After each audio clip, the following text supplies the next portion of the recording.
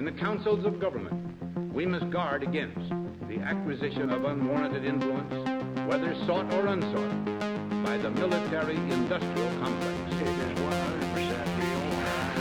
There's a whole fleet of them. Look on the ASA.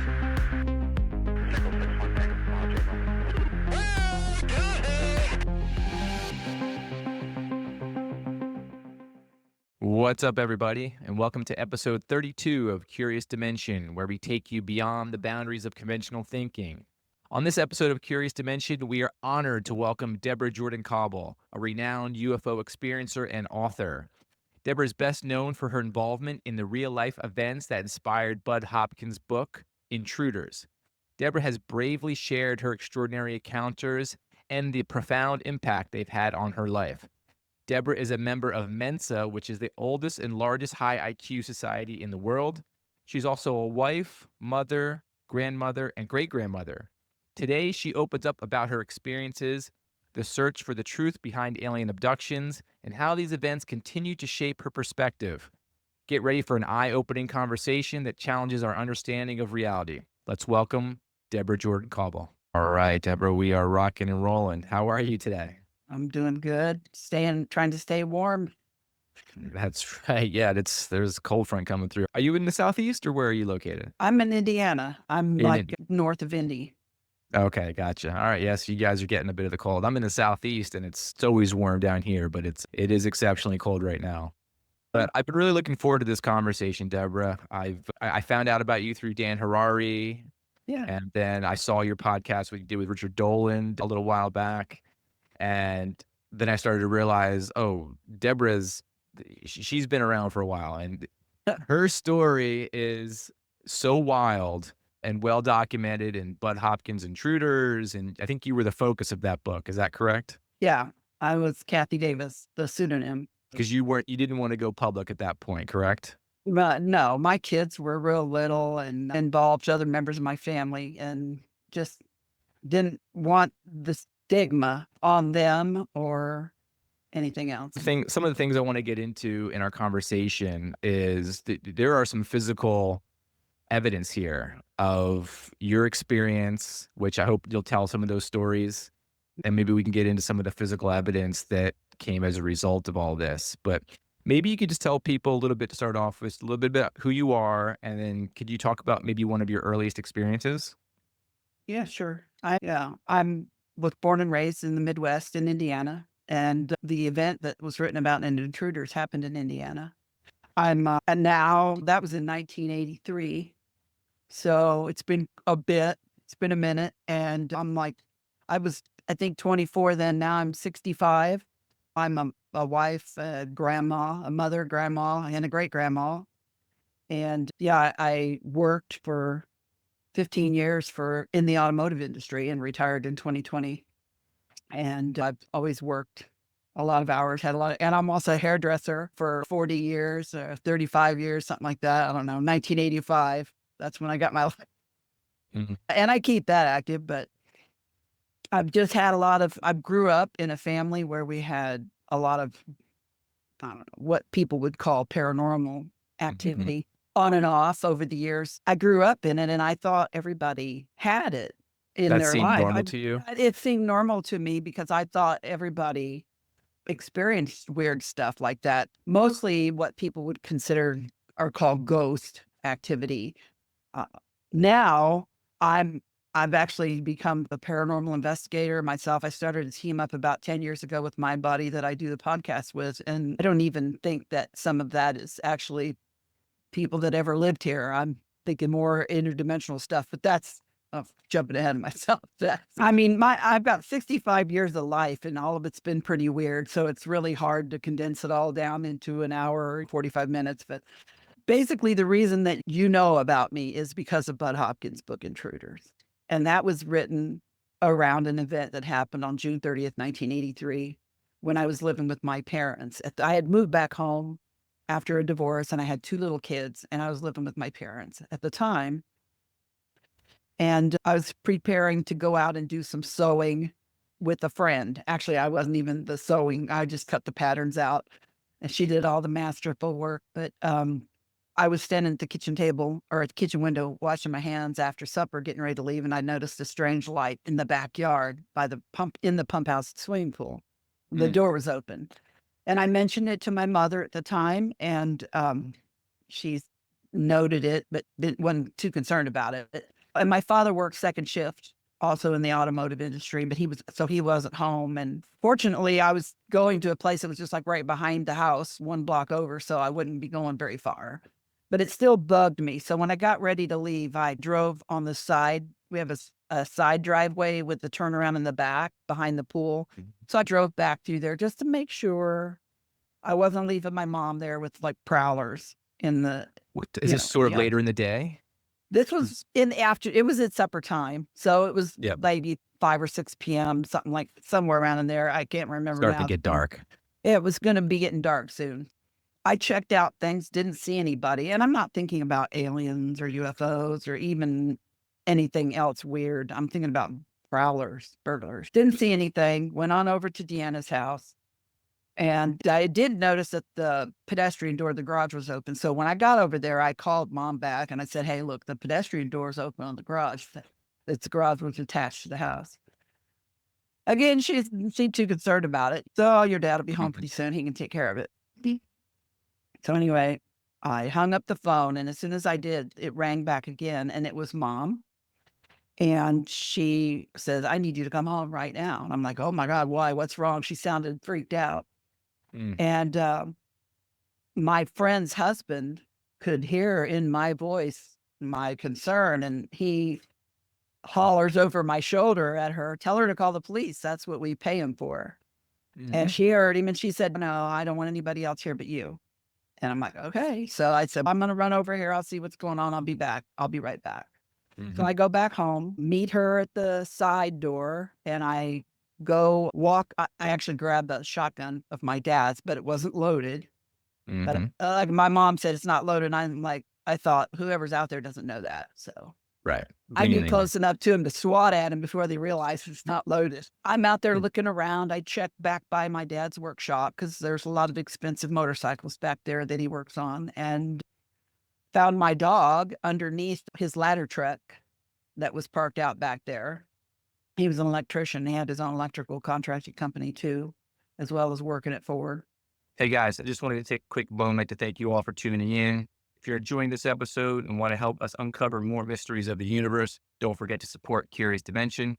If you're watching on YouTube, go ahead and hit the like button. It really helps get this content in front of more people who are curious just like you. And while you're at it, subscribe to the channel so you never miss an episode. Don't forget to click that notification bell too, so you're the first to know when we release new content. For those of you listening on your favorite podcast platform, make sure to follow or subscribe to the show and leave us a rating and a review. It helps more than you know. And whether you're watching or listening, I'd love to hear your thoughts. Drop a comment below or send me a message. Thanks for being part of the Curious Dimension community. Your support keeps this journey going. And then went by, checked the pump house, the swimming pool, and the yard. Didn't see anything. So I went into the garage, and I walked in the garage thinking there was someone in there, which there wasn't. And about the time I was beginning to realize there wasn't anybody in there, I started to feel weird. I felt like my skin started tingling and burning, and I felt like I was on fire. And I remember thinking to myself, oh my God, I got to get out of here. And I ran towards the open pedestrian door. And when I got to the doorway, something hit me right here in the chest area. Like it was like a punch of electricity or a ball of lightning or light. The light was so intense that I know my eyes were shut, but I could see it. I couldn't get away from it. And I couldn't move. I started to shake. And I do remember the first thought that I remember having was, oh my God, I'm dead. And I felt my whole body start to vibrate and shake and then turn to vibrate to the point where it felt like every molecule of my body was shaking individually. You know what I mean? And I couldn't move. I lost all sense of time. And when it stopped, I have no idea how long I stood there, but when it stopped, I was now outside the doorway on the cement patio. I still couldn't move, and I don't know how I got from in the doorway to out on the patio. But I could see movement in front of me out in the yard and out by the driveway and by the swimming pool and coming from different places in the yard. It looked like kids. And I remember thinking to myself, oh my God, why are all these kids in my mom's backyard? And by then it was dark, and the light that had hit me was so intense and bright that my vision was like splotchy. Yeah. Like flashbulb splotchy. So I couldn't really see detail, but I could see movement, and I saw what I thought were kids. They all came from, there were 6 of them, and they came from different parts of the yard, and they lined up out there to my left, up ahead. And then they just glided down across the yard in front of me, and they were coming towards me, but not at me. And I was watching them, but I still couldn't move. And at that point, I remember seeing the thing in the yard off to my left. It's like we call it a craft. It was shaped like an egg on its, like with the pointy side up. It wasn't very big. It wasn't much bigger than the pump house of the swimming pool. And I'm not real good at estimating sizes, but I'm thinking maybe 10 feet tall, maybe 8 feet in diameter or so, based upon the mark that it left in the yard later. I'm guessing about 8 or 9 feet in diameter. And these things were gliding towards it. At that point, I also noticed a ball of light about the size of a basketball next to it. It didn't feel as intense to look at. I remember thinking, as soon as I saw that thing, that crafty thing, I completely lost track of where the little kids went. I don't remember seeing them going anywhere, going in it or what. All I could think of was that thing. I didn't want to look at it, but I didn't want to not look at it because I wanted to know if it was coming toward me. You know what I mean? Of course, I couldn't run, but I was like panicked. And at one point, I felt somebody pull down on the back of my shoulder, didn't see anybody. And I heard a voice, but I, again, didn't see anybody, say to me, it was unfortunate that you felt that pain. And when I saw those little kids in the yard, my mind went to my kids in the house, and I thought, oh my God, my kids. And again, I saw the voice, I heard the voice, and it said, your children are fine. Like, don't worry about your children. And the light went down to the ground and then back up again real slowly. And for whatever reason, I felt that it was looking at me. And the next thing I know, I hear my name being called, but it was a different voice. And it was like somebody snapped their fingers, and I woke up. And I remember being able to move. And I walked towards the voice at this point, across the patio and up the steps. And it was my mom out. And I didn't even realize it was my mom's voice immediately. But whatever it was, I remembered that it woke me up. And my focus was, now I wasn't thinking about all the stuff in the yard and what I'd just seen anymore. It was like it got wiped away from my memory. But I was now thinking, I don't want to cut out. I feel weird. I feel gross. I want to go swimming. My mom says to me, she's like halfway hanging out the back door. And I don't, at that point, didn't know she'd seen anything. She said, is everything okay? And I said, yeah, everything's cool. So, but I'm like, I don't want to go sew anymore. So at this, I can't remember whether I called Deanna and her and her daughter came over, or if I went back to her house and then we came back to mom and dad's house, but we ended up not sewing, came back and we went swimming, and we're walking across the backyard, me and my friend and her daughter, teenage daughter, like young teenage daughter. And her daughter steps on something in the yard.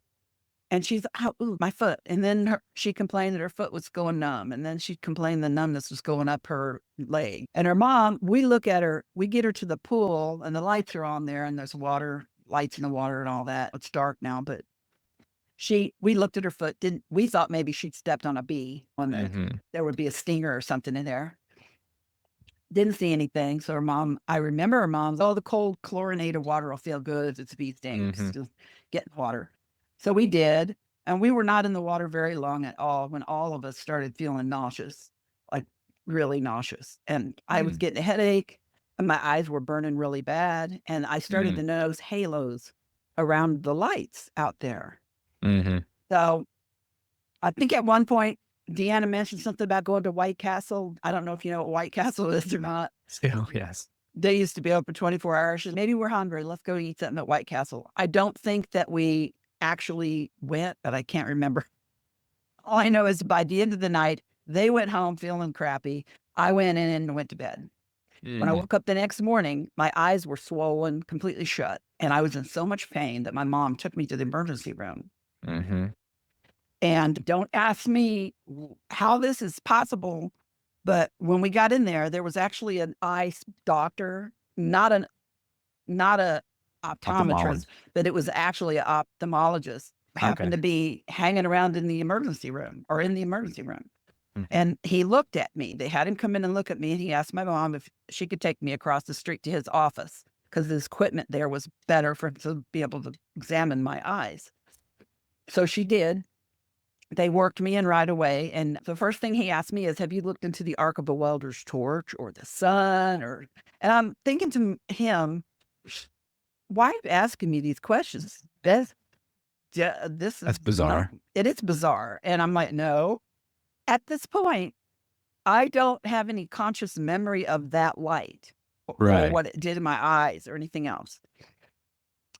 And basically, they treated me for really bad conjunctivitis. He couldn't believe I had no symptoms until I woke up the next morning, and eye drops and some thick, gooey stuff, Mhm. gel for weeks. My eyes were never the same after that. I went farsighted really bad and had never Mhm. worn glasses before. Ended up being farsighted. These are plus 3.0s. Okay. And I've already had cataract surgery since then, too. I developed cataracts very young, and they had to Mhm. replace my lenses. Mhm. But anyway, I'll always blame that night, even though I have no proof whatsoever. And your eyes were fine, My perfectly eyes were fine. fine. Yeah. I didn't wear glasses or have any vision problems whatsoever before that. And you were young when that happened. You were in your I 20s. was 23. Yeah, I was Right. 22, 23 years old. But by the time I was in my 30s, I was diagnosed with cataracts and macular degeneration. Then just made it to 50 and lost both my lenses. They were so bad they had to be replaced. Mm. And so far, I've not lost my vision yet, but I'm watched closely. But anyway, so I dealt with that the next day, and I was having issues with anxiety, wasn't able to sleep. I noticed that I wasn't able to go to the bathroom upstairs at night and there was a window in there that overlooked that area where all this happened. And I don't know why, but for some reason I felt vulnerable, like somebody was going to grab through the window and snatch me out, which was crazy. And for a couple days, I would go in the bedroom where my two little boys slept, and I would sit between their beds on the floor like I was waiting for something. But I didn't know what. I couldn't sleep at night. As soon as the sun came up and Mom got up, I could sleep. Something broke in my mind. And that following weekend was 4th of July weekend. So the whole family came over. And at some point, our attention was brought to a mark in the yard back there by the swimming pool. And so we all went out there and looked at it. And my mom, first thing out of her mouth was, "Oh, that's where the UFO landed the other night." And she laughed and they giggled. And I looked at her and I wasn't laughing. And I thought, why did you say that? What's wrong with you? And then I looked back at that mark and bang, everything started coming back. All the memories started coming back. Just flooding through. Not only of that night, which I still only remember maybe 10 minutes out of it. Like Bud figures I was actually gone for an hour and 15 minutes or over an hour. And I still don't remember. And I probably never will. And I don't really care. Right. I don't want to. I prefer not to. If it ain't broke, don't fix it. But from that point on, I lost my mind. I think I had a nervous breakdown. My anxiety was through the roof. I was going to the emergency room. I'd started having rashes and swollen glands and intermittent fevers and sicknesses with my stomach and irregular heartbeats and just all kinds of craziness. And the more I remembered, I had read a book called Missing Time, or I tried to, months before. I picked it up at the library and didn't really know fully what it was about. Once I started reading it, it started freaking me out. And I'd have panic attacks when I read it. So I finally had to take it back to the library. But in the back of the book, there was a place where you could write to the guy who wrote the book if you thought something like that had happened to you. And I remembered that day when I was looking at that mark. So I went back and got the address out of that book, and eventually I wrote a letter to Bud, 14-page letter with a bunch of pictures. And I told him about that night, and I also told him about an event that had happened to my older sister in 65 that she had talked about for years. And eventually my mom mailed the envelope with the letter in it, and then he called, and then that began a 2 or 3 year investigation. Can we talk about you said there was an indentation in the yard. Yeah. Was that studied thoroughly? Did they notice like any radiation variation around that? Was there any other ground traces? The mark that was left in the yard, it was an 8-foot in diameter circle, and it had a streak going off one side of it. It was 49 feet long, 2 feet wide, and ended in a perfect arc. And inside the circle, the grass had all laid down and turned a grayish beige, and the dirt was rock hard. And when we chunked samples of it up, and then samples of the regular dirt for control, and put them in glasses of water overnight, regular dirt turned to mud, but the sample still, it was like a rock. And it had a kind of a weirdish smell to it for a long time. And the dandelions around the area got huge.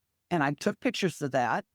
There was one swath of trees. There was a tree line, like a little wooded area along the side of the edge of the house. And one 3 or 4 foot swath of those trees turned yellow and the leaves fell off way sooner than the rest of them.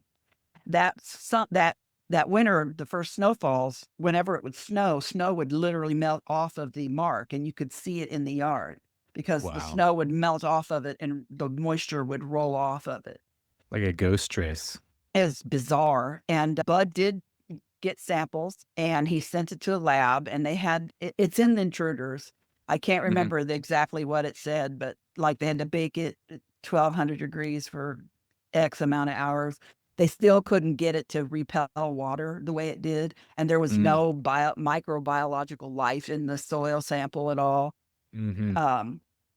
That took about 2.5 to 3 years for the grass to regrow on that mark. And the grass that grew back into it was much darker, almost a purplish green color, and much thicker. And it healed from the outside in like a wound. Even today, I know it's there. And when I look at the Google Earth of the backyard there, I can pull that up. I can still see a faint shadow because I know where it's at. And I can still see it. I can still see a faint shadow of where the mark was, the circle part. But if you didn't know it, you wouldn't know what you were looking at. You wouldn't notice it. But I can, because I know what's there. But yeah. So one of the other things, and let me ask one more question before I go there. So one of the other things that people often describe is physical marks on their body or scoop marks. Did you have any of that after this particular event? Oh, I had it before this event. So you were having those events before? I had earliest memory is when I was a child. I was 6 or 7. My sister took me with her up to Michigan, and it was a weekend trip. She had just gotten her driver's license and was driving up there to visit a friend, and I played with her friend's little sister, and I became missing while we were up there. This was the real thing. I wandered off somewhere, and no one could find me. They had the police called and were looking for me, and my older sister found me. And during the time I was missing, I remembered going into a house that I thought was where I was supposed to be, but it was all jumbled up. And there was a little boy with big brown eyes who wanted me to come and play with him in his toy room. And I went. And I remember when I went into the toy room, and this was a house in the suburbs, but when I went in this toy room, it was massive, huge, all white inside, but I didn't see a light. And I had me sit in like a sunken area in the middle and play with these toys. And at some point, something stabbed me on the shin, and it hurt. And I got scared, and I wanted to run away. And I left the room. And then the boys, who I thought it was his mother, came in. He was trying to stop me, and she came in and said, "Why is she in here? She doesn't belong here." And then didn't see anybody touch me, but I literally felt shoved out the door. Mm. And when there was my sister standing at the end of the walkway. We never spoke. She took my hand. We went back, went home, and that was the end of it. But I had this scoop mark in my leg. So And there was a mark on your leg. yeah, I still have it to this day. And I thought maybe I was born with it because my mother has one exactly like it in the same place. Or she passed away now, but she had one exactly like it in the same place. And one time a doctor asked my mom if I had had a biopsy of my shin bone because it looked like a punch biopsy scar. That's how clean it was. And have you ever had any implants, or have you ever noticed anything like that? I don't know. I had something in my other shin. When I was 13, I had my gallbladder out, which is weird. But when I had my gallbladder out, I had this lump on my other shin that rolled up and down my shin. You could roll it up and down my shin. And there was a dent underneath of it where it would rest. And so they removed that when they took my gallbladder out. They took that out. They were more worried about that. They were my gallbladder. And as it turned out, it was just a calcified ball. And underneath it, the dent that we thought was my bone was just a little square pad of fat that my body had created underneath of it. And I remember telling my mom I had a smart body because it protected my shin bone from this ball of calcium. And I asked them if I could have it, but they said no. Right. Because I thought it'd be cool because I was 13 and I never saw it again. So I don't know what that was. So one of these overarching themes with a lot of contactees is messages or downloads of information. Throughout all of your experiences, have you had those types of meaningful messages sent to you? I had a whole year of bizarreness right after 83. I'd say between 84 and 85, maybe. Ugh. Do you want to go into it? Yeah, I would have to. I kept a notebook next to my bed because I would wake up in the middle of the night with these images and thoughts. And if I didn't write them down, they wouldn't leave me alone. I remember having to pull over one time and write down a thought that I had because it kept running through my head and I couldn't stop. I couldn't focus on what I was doing until I got it out and wrote. Once I put it out of my head and put it on paper, then I was good to go. And this went on for a whole year. I drew symbols. I would have thoughts, just random words or a sentence of something here or there. I didn't know what any of it meant.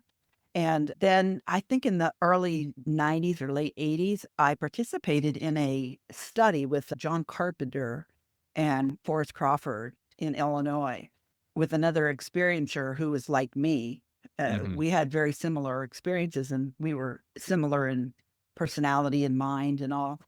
They would give us a question each night and we would read that question before we went to bed. And when we got up in the morning, we would write down the first thing that was in our mind after we read the question again. And interestingly enough, her and I had a lot of very similar and almost identical answers to these questions. One of them was how I remember asking whoever it was I had contact with, how they ate or got nourishment. And mine was like photosynthesis through the skin, and it could be absorbed through the inner lining of the mouth, but they didn't really have stomachs or digestive systems like we did. And they expelled their toxins through their skin too. And I think she even used the word photosynthesis. So I had one of the answers that I wrote down was when I asked a question, whatever it was annoyed with me and said, all of the answers that you ask for are in your blood. Just look there. Just look there. And I'm like, okay, don't be mad. So I wrote that down.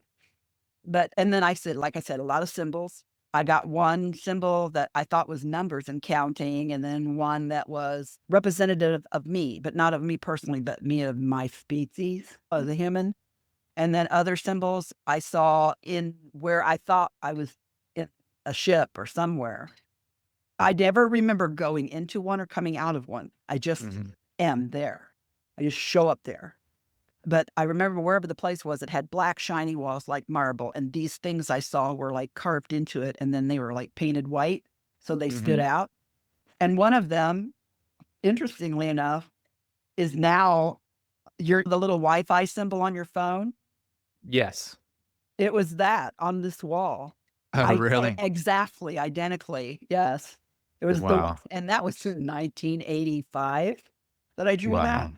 And Interesting. then crop circles started to show up in the early 90s.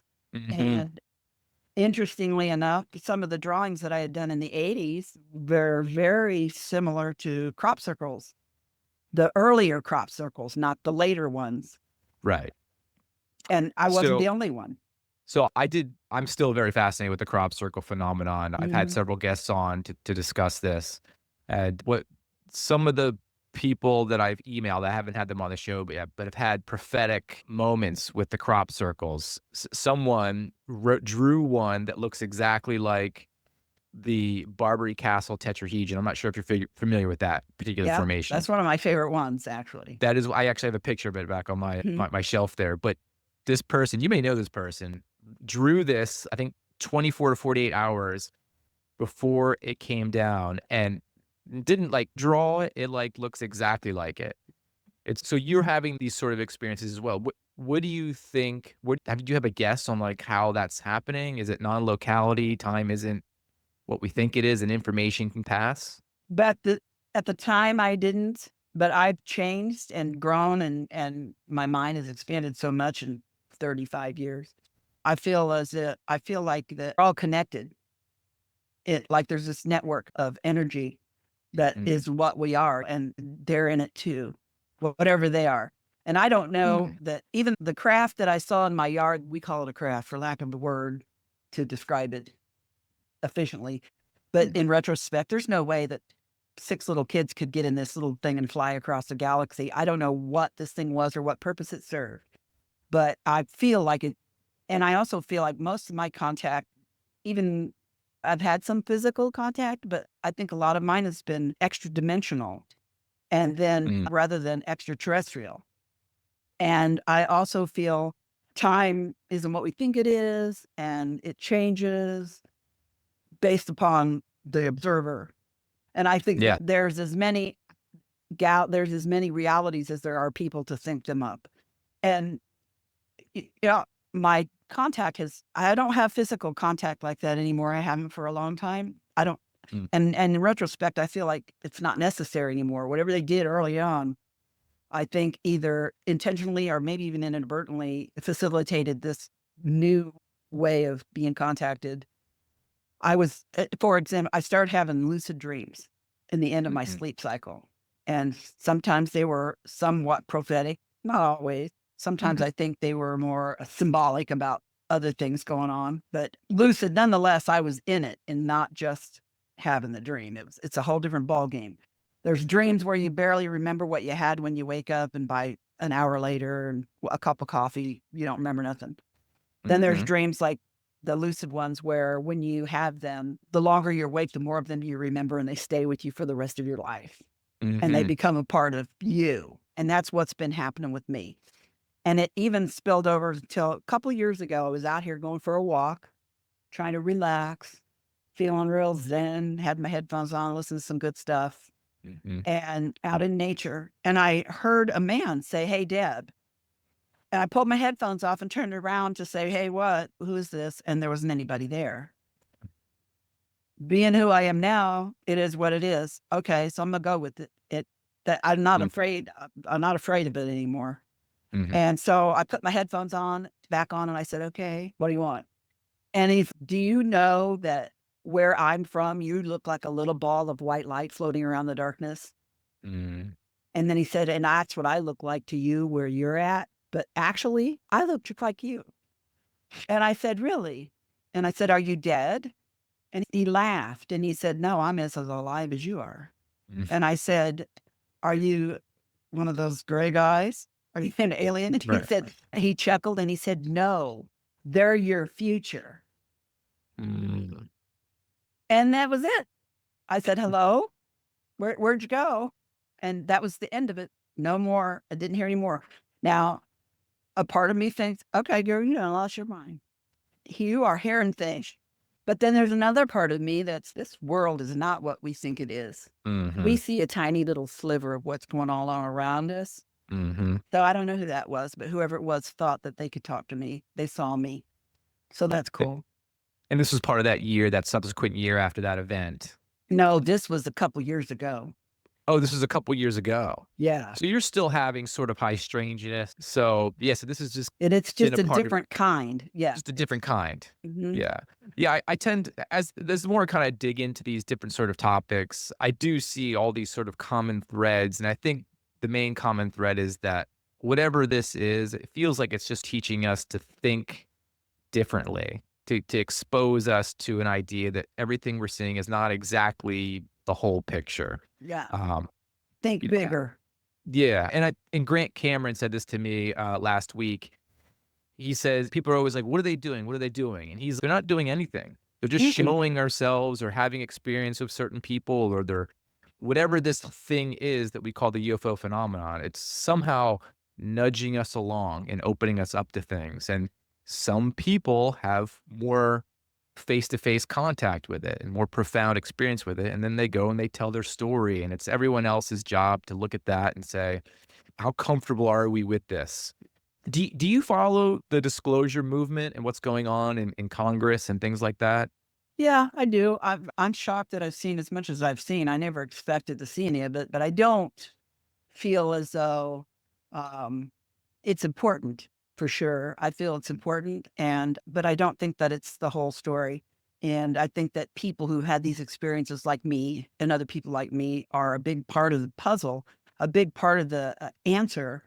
And they're so far, they don't want, we're the ones that they can't control.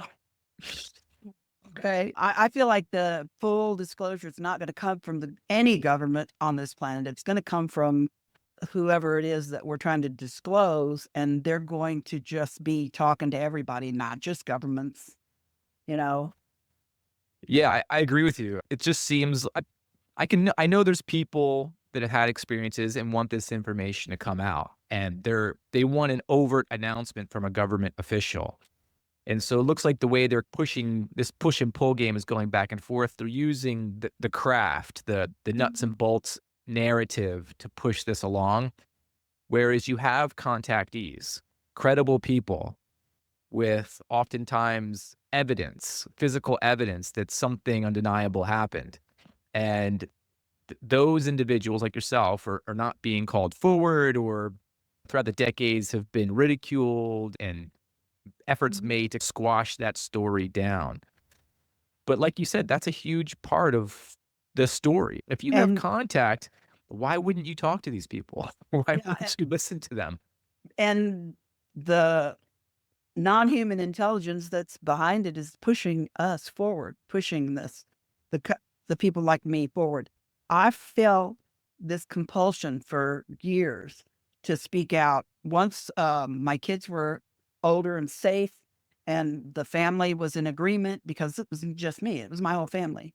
I started to tell my story, and at 65 now, if you don't believe me, that's okay, because if I didn't live it and see it, I wouldn't either.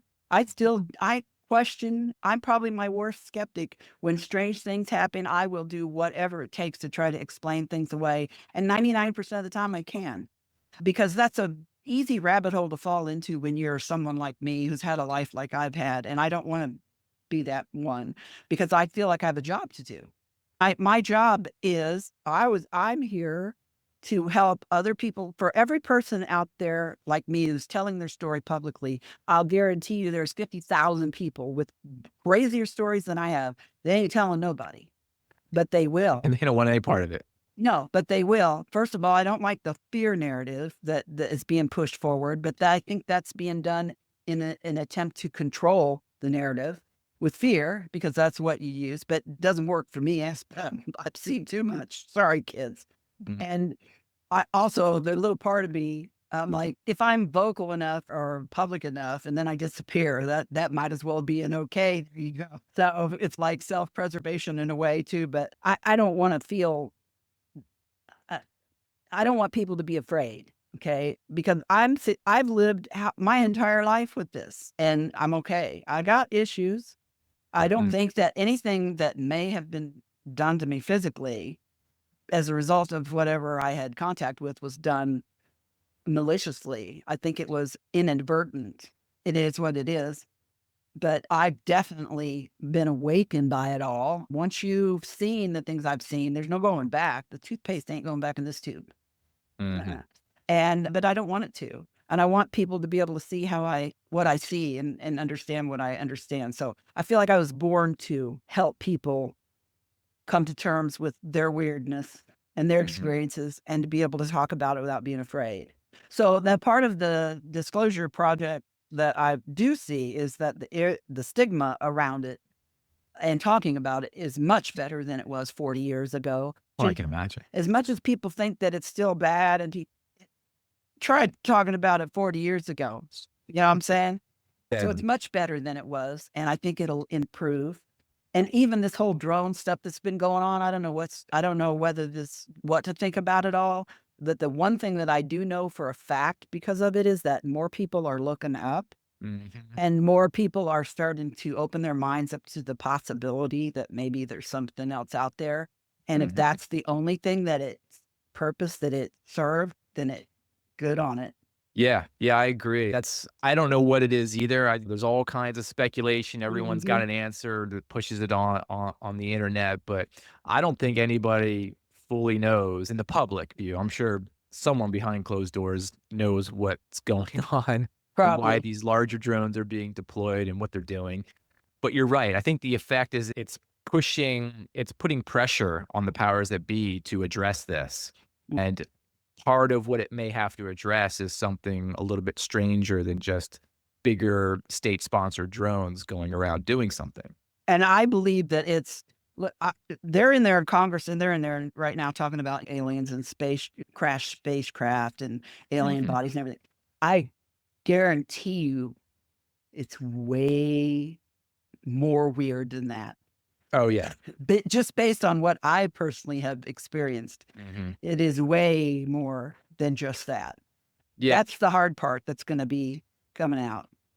yeah, it seems like they're okay with people talking about craft from another star. It seems like Mhm. that's okay now. You can talk about that, but I think maybe what the bigger secret is or the bigger explosive thing is what we are and what our Mhm. consciousness is and how that's Exactly. interacting because I think that's like you said, it's way weirder and it's harder to grab a hold of for people to understand, but to me that's probably the bigger secret and it's probably the one they don't want to address because it's just you're opening up a can of worms that will never ever be able to be put back in. It'll change it. It'll change the way you look at everything in the world and everything in Mhm. your life and yourself. Are you familiar with Dr. Diane Hennessy Powell's work and the Telepathy Tapes podcast? No.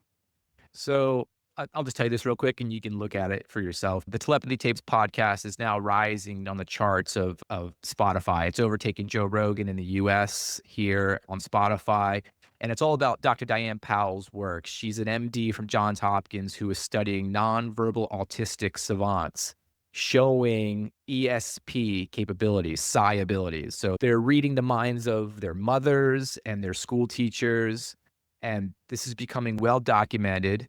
And in my opinion, this podcast might be the one that causes the most problems because now you have real data that's really undeniable.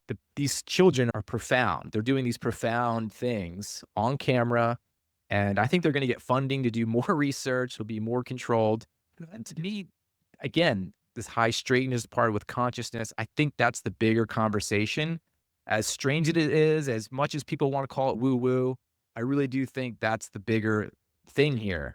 Um, Humans don't one of the messages that I kept getting over and over again is we don't remember who we are or what we are. And we are incredibly powerful beings and our thoughts create our reality. Mm. And we must be careful with our thoughts because we're powerful beings, you know. That's one of the messages that I kept getting over and over again, you know. It sounds woo-woo. It sounds crazy. I know it. Trust me, I live in the Midwest and worked in a factory for 15 years. I know crazy when I see it. I'm sorry. I'm just saying. But it is. We are capable of so much. The problem is a lot of people don't want that responsibility because then the responsibility for their whole life falls on them and they don't like that. You know, it's just everybody's emotional maturity level is different. And I'm not perfect. Trust me, I do some dumb stuff. For somebody that's supposed to be in Mensa, I don't do smart things. We're all human beings, right? So, Yeah. part of Part of the the deal struggle. is, yeah, that's part of the deal. You have to struggle a little bit. All right. If you don't struggle, you're probably You not don't learning. learn. That's right. Right. Yeah. Yeah. I've come to this realization as I've gone through my life that the purpose is to learn and to grow, have experiences. You're going to make mistakes along the way. That's part of it. It's part of the deal. But the point is you learn from that, you grow, and you try to learn as much as you can. There was one last thing I wanted to chat with you about before we wrap things up. Just give me 1 second here. Let me think about it. I have it right here. Give me 1 second. I can Oh, edit this that's all okay. out too. No, that's fine. I mean, I am just so much information and so many things I could talk about that I could just rattle on for days. And so having questions is great, keeps me alive. I want to climb in everybody's head and make them all see and know what I do, and how I feel and what I've thought and what I've experienced, because it would be so much easier. And it almost like I've done that. I've been somebody's been in my head, you know what I mean? But then what would the whole purpose be? You have to come onto it your own time and your own way, or it doesn't have the same meaning. You know what I mean? So I get frustrated and in my mouth, I'll just ramble on and on. I think it's important to tell people about your experiences so that they can get a flavor for it as best as they can. But people are going to arrive there in their own time. And it does feel like today there's more and more people that are open to this and that are looking at this. And maybe that's what disclosure is. Maybe there's just like a percentage of when enough people are aware of this and it pushes that consciousness needle over the finish line. And then all of a sudden you're in this new world. Yeah, okay, yeah, we know that telepathy exists. They've done these studies and you'll just forget about when that was not a thing. Like most people now are like, hey, we remember because we remember when there was no internet, right? We remember a time before the internet when you didn't have information instantaneously. But these generations growing up now, they're not going to remember a world that didn't have the internet. And it'll just be I grew up in a world where you didn't have cell phones. Hell, we didn't even have portable phones. We were stuck to the wall and we had a special chair that we sat in. I grew up without the internet, and yeah, it was a whole different world. Yeah, and I think we'll get to that point. People will just realize this is a thing, and the remote viewing will be an accepted thing that the government is probably still doing, and that you have people doing it now. And everybody can do all this stuff. That's my point. As a human being, you are capable of remote viewing. You are capable of telepathy. You are capable of a whole lot of stuff that you don't even believe that you are capable of. But once you believe that you are, thinking it as if it's already happened, then there you go. Yeah, and people have these experiences all the time, and they dismiss them. Yeah. And it's just coincidence. There may be techniques where you can actually train to make it a little bit stronger. But yeah, I think people are having these experiences all the time. They're discounting them as just whatever. And then one day it's, this is an actual thing that's real. Maybe I shouldn't discount it. And they start paying attention to it. Next thing they know, they may have one experience that just pushes them over the limit. They're like, oh my God, that's not chance. That's not coincidence. Something's going on here. But I think our mental framework is changing. Yeah. Yeah. Deborah, this was really cool. I'd love to have you back on, chat again sometime if you're open to it. Oh, sure. I'd love to. I'm a talker.